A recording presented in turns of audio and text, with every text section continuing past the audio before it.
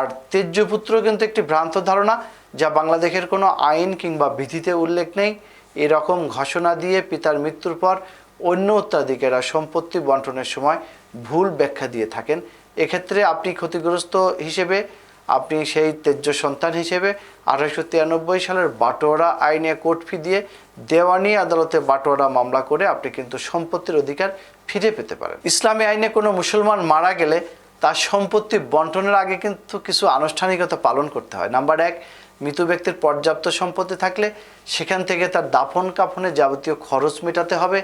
2, জীবিত থাকা অবস্থায় কোনো ধার দেনা করলে তাও রেখে যাওয়া সম্পত্তি থেকে পরিশোধ করে দিতে হবে।